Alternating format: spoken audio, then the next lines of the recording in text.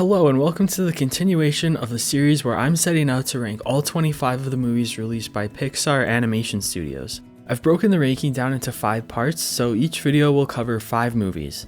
This is the third video where I'll be ranking my choices for places 15 through 11. Let's get into it.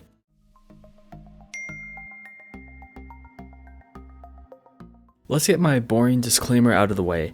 This is not a worst to best list, it's my least to most favorite, so it's purely based on my personal taste. I'm sure you'll have disagreements, but that just keeps it spicy.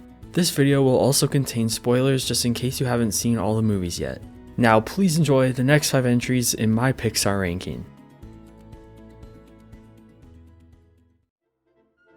Number 15. Up. Oh boy. I have a few thoughts on this movie that may get me in some hot water. Let's just get it out of the way. I don't think the first 10 minutes of this movie are that sad.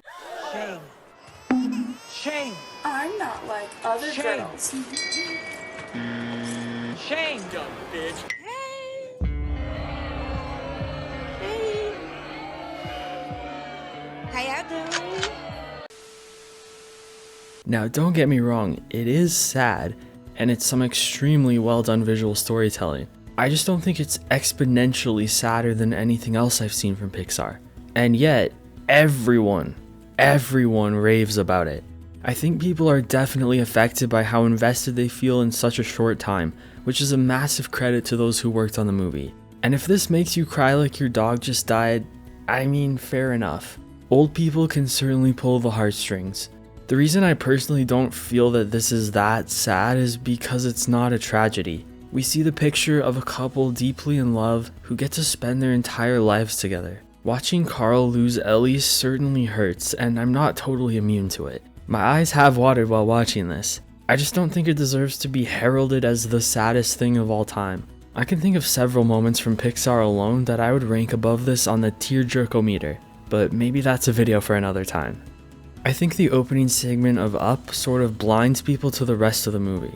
Like when they think of Up, they're picturing the married life segment and nothing else, because the majority of the movie is actually really weird and jumbled, and no one talks about it very much. We've got a grumpy old man with a borderline obnoxious kid sailing to South America in a house on balloons, and when they get there, a giant bird and a bunch of automated talking dogs take over the story. It's quite bizarre, and I honestly don't definitively know how I feel about it. Because I admire the originality and the emotional beats all hit, but the plot is not my favorite. In my opinion, the best moment in Up is when Carl takes a closer look at the adventure book and discovers that Ellie has filled in the whole thing. He felt so bad that he never gave her the specific adventure they always dreamed of, but through this book she was able to communicate to him that their life together was the best adventure she could have asked for. And that's when Carl is finally able to let go, finding peace and the ability to move forward. This is the moment in Up that can really get me to shed a tear. Not everyone has the means or the ability to achieve their grandest dreams, but it doesn't mean your life can't be incredibly fulfilling living it out alongside those you love. Being together is what matters most. I'm also touched by Carl and Russell's relationship. Despite being a bit much at times, Russell is a very sweet kid who tries so hard, and watching Carl soften up to him and step in as a sort of father figure is another beautiful aspect to the film. Again, I just find it slightly off-putting that all these emotional things are surrounded by talking dogs and hanging off blimps and such. I guess it's a tonal clash for me, but at the end of the day, the movie gets done what it sets out to achieve, and it's memorable and entertaining. The villain, Charles Muntz, isn't amazing, but I can look past that. It's a bit convenient for the plot, but Carl's connection to him is interesting. The animation is solid and vibrant. I like that the character designs of the humans are creative and not concerned with realism, and the South American setting is quite appealing. My favorite thing about Up is probably its score. Michael Giacchino crafted marvelous work, and the standout is, of course, Married Life. Since this portion of the movie is purely visual, the score takes on a huge responsibility, and it's absolutely up to the task. Even if you listen without watching the movie, you can hear the story. The happy beginnings, the ups and downs, all culminating in the quiet, solemn ending. This music even plays on Main Street in Disneyland, so I have a big place in my heart for it. Up is a good movie. I obviously have a few critiques for it, but I don't want that to be mistaken for me disliking it. It's ranking 15th, which might seem low, but it's only because there are so many incredible Pixar movies. Up was one of the last movies from that golden age that just feels like classic Pixar, and I'll always have an appreciation for it, even if it's not a favorite.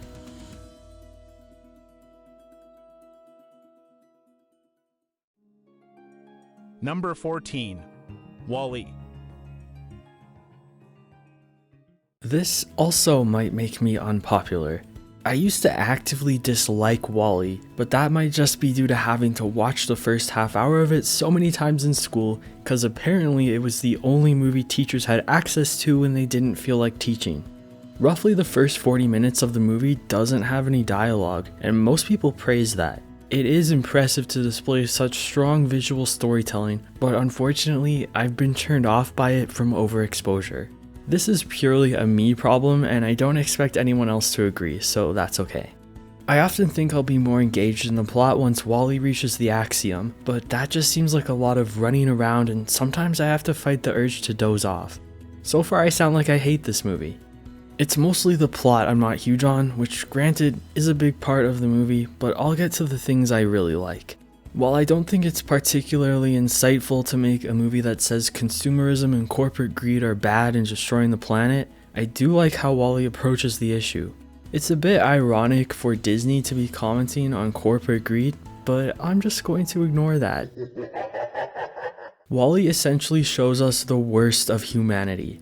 Humans destroyed the planet to an extent that they literally had to leave. But the way the movie shows people rediscovering human things and experiences is sort of endearing. WALL-E himself has an infatuation for human artifacts, and his love for these things that have been left behind brings about nostalgia. The movie doesn't just write humans off. It shows us our potential downfall, and then the potential for a rebirth. There's still goodwill in people's hearts and minds, and seeing them excited and united to rebuild life on Earth is pretty cool. And I love the space setting. That gets this movie some points. WALL-E as a protagonist is pretty cute and surprisingly expressive for a robot. I'm not really a fan of Eve, but she works within the story. I just think it's a little counterproductive for her to be looking for life on Earth, yet she immediately disintegrates anything that moves. Just saying, girl, it may not be the most effective approach. Anyways, their connection is what really propels the movie. WALL-E's writer and director, Andrew Stanton, has said that the main theme he wanted to convey was that irrational love defeats life's programming. It's pretty inspiring to see these two robots that were programmed for specific purposes break out beyond that. If they can experience love and pain and discover what it really means to be alive, then maybe humans could rediscover that too. WALL-E's passion for life and love and his willingness to fight and sacrifice for it is pretty affecting. The rest of the characters don't really leave a big impression on me. They all sort of mix together in my mind. Otto is kind of scary though and serves as an effective villain. Thomas Newman's score for WALL-E is impeccable. I've previously praised his talent for capturing the ethereal, peaceful essence of being underwater, and it seems like he has the same knack for capturing the feeling of space. The scene with the track Define Dancing when WALL-E and Eve do the space dance is one of my favorite ever Pixar moments. It's pure magic, and it alone secures WALL-E's spot on my list. The scene is included in World of Color at Disneyland, which only serves to make me love it more. Overall, there are a lot of things about WALL-E that I'm not huge on, but these things mostly come down to personal experience and taste. I don't think it's bad whatsoever, and I can totally understand other people having a deep love for this movie. On the flip side, there are qualities about WALL-E that are great and impress the hell out of me. So it's a mixed bag that I don't entirely know what to do with, but it definitely feels like classic Pixar and I'm glad it exists.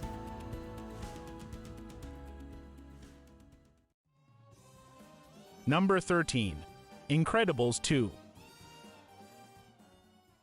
Out of the slew of Pixar sequels we got around this time, this is the only one I felt was really warranted and made sense. The first Incredibles movie wrapped up in a way where a sequel wasn't necessarily needed, but it was organically open to one. A family of supers have a whole lot of potential, and I'm glad we got to continue their journey. Incredibles 2 was one of my most anticipated movies ever, and I don't think it's perfect, but I'm pretty happy with what we got.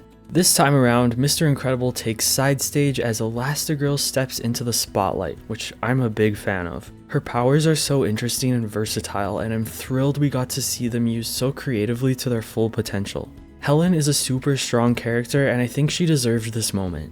Watching Bob struggle with his role as a stay-at-home dad is humorous, but sometimes his immaturity over his wife getting the opportunities he's used to getting rubbed me the wrong way. He gets over it, it's okay. I was also pleased to see the kids get a more important role in this movie. We explore Jack's many unhinged powers, which is fun although a bit ridiculous, but I enjoyed seeing Violet and Dash step up and be the ones to save their parents. Violet's powers are quite versatile as well, and I loved getting to see her utilize them in different ways. The villain, Evelyn, or Screenslaver, is okay. I think she has a great presence and poses a true threat. Some moments in the movie are actually a bit chilling, but the whole narrative she tries to spin doesn't really make sense to me. Her motive for hating superheroes is really weak. Her dad called supers instead of the cops and died. Wouldn't the same thing have happened if he called the cops? Or did he just call the supers and refuse to hide in the safe room? Cause in that case it's his own fault. I don't get it. Evelyn thinks relying on supers makes people weak, but again, how is that really different from relying on police? Then she starts going on about how people are addicted to their screens and refuse to participate in life because they're brainwashed and lazy. I don't understand the correlation to superheroes. I'm still able to enjoy the movie, but this whole premise does not check out cleanly for me. I do like one of the themes regarding superheroes being illegal, which is explored around a dinner table scene with the family. The kids ask if they did something wrong, and Bob and Helen can't agree. Since supers are illegal and they broke the law, Helen says they did do something wrong, whether or not it's fair. Bob takes the opposite stance and says the law should be fair. I like this encouragement to question forms of authority like this. As citizens of society, we're expected to follow the law, but the lawmakers aren't pure beings of morality, and we can't always trust the law to be morally upstanding, in which case we should still think for ourselves and do what's right. Some of the new supers are fun, but I find the bulk of them to be a bit unmemorable. And what the hell did they do to Tony Ridinger? This is ugly erasure. They did it with Andy too, and I won't stand for it. I am happy that they worked Edna into the story, even if it was a little random. We can't not have Edna. The animation is outstanding for Incredibles 2. They kept that awesome futuristic 60s aesthetic combination from the first movie, and I find it so appealing to look at. The characters all got a bit of an upgrade, but stayed true to their original designs. Except you know who. And Michael Giacchino knocked it out of the park with the music. His score for the first movie is insanely good, and he only builds on that here. There are some fun new character themes. The score really is a massive part of the identity of the Incredibles movies. So yeah, I was happy with this sequel. It has some flaws, but it's nothing that stops me from enjoying what is a highly entertaining superhero family drama. There's humor, action, stakes, and complex themes, and they all come together to make for a great time.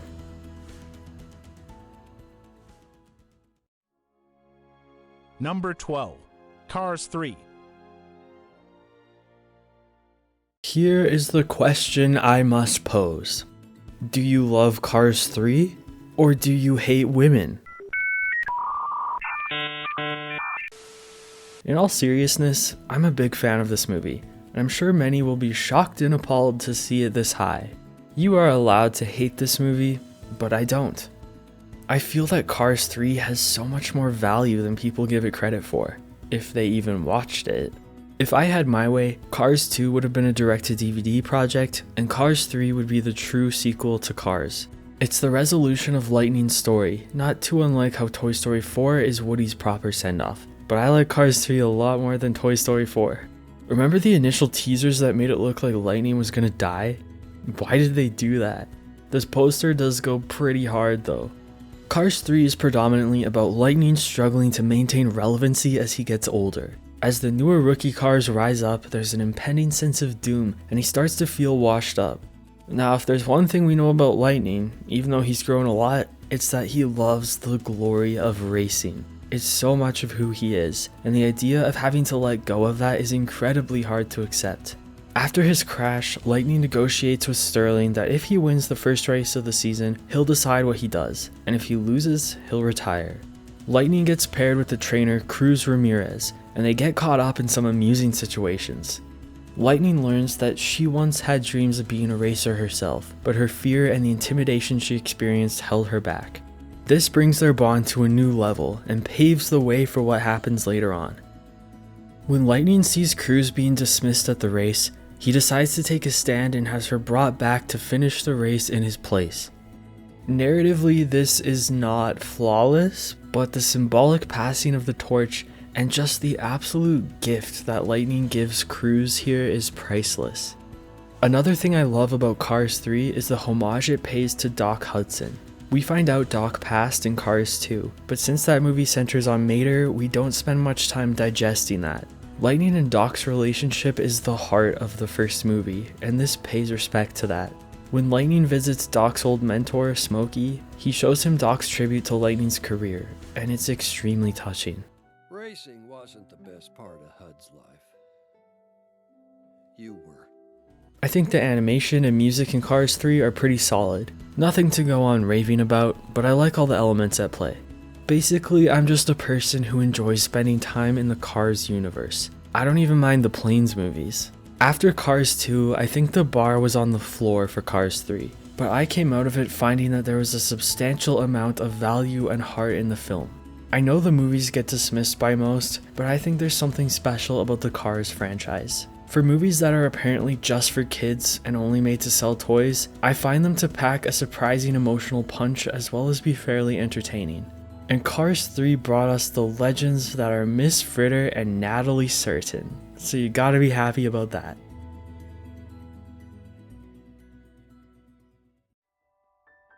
Number 11. Inside Out. Inside Out is one of the most ambitious and creative concepts I've ever seen in a movie, and the fact that Pixar pulled it off is wildly impressive. Being Pixar, they weren't trying to be creative just for the sake of it. Inside Out has some extremely touching moments and fascinating themes. Joy as the main character makes a lot of sense. I think we'd all hope that joy was our main emotion, but as the movie goes on, we come to realize just how important the other emotions are as well. The film focuses most heavily on the relationship between joy and sadness. Joy is so obsessed with making sure Riley is okay, but her mistake is thinking that she's the only one who can really make that happen. The realization that sadness needs to be felt in order to properly process and communicate things is especially profound. Joy can get pretty grating as the movie goes on because she's inaccurately deemed herself as the most important to Riley's well-being, but it's such an important lesson she learns. Some of us probably needed to learn the same thing. We shouldn't try to repress and shove down the emotions we think are negative because they're a natural and healthy part of living. We're human, we feel, and that's a good thing. I think the supporting cast of emotions is great. I'm a disgust fan myself, but fear is quite relatable and anger adds some welcome comedy into the mix. I don't love Bing Bong, but I can't deny his importance and his sacrifice. It does sometimes bring a tear to my eye. This movie is just an endless well of fantastically clever ideas, like having the train of thought be a literal train, or having dreams be filmed in a movie studio. I also love the idea of having core memories, as well as the long-term memory storage and the islands of personality. This is my favorite joke in the entire movie. Oh no, these facts and opinions look so similar. Don't worry about it. Happens all the time. The only knock that I have for Inside Out is that for whatever reason, I found that it doesn't hold up that well to rewatches. The first few times I saw this movie, I was enthralled, and I definitely still like it a lot, but I'm less eager to revisit it now. I can't pinpoint why that is, so it's not necessarily a flaw with the movie, but it is a factor for me.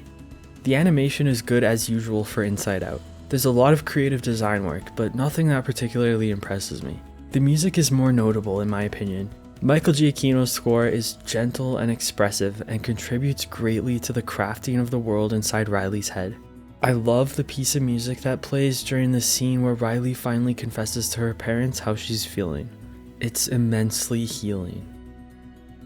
There's so much more to dig into when it comes to Inside Out. Countless essays could be written about what it has to say about the inner workings of our minds and the importance of our emotions. But for this video, I'll stop it here. I just want to reiterate once more how impressive this movie is. is so original and intelligent, but it's also an entertaining film outside of its deeper themes and meanings. That's Pixar's sweet spot, and Inside Out is a triumph.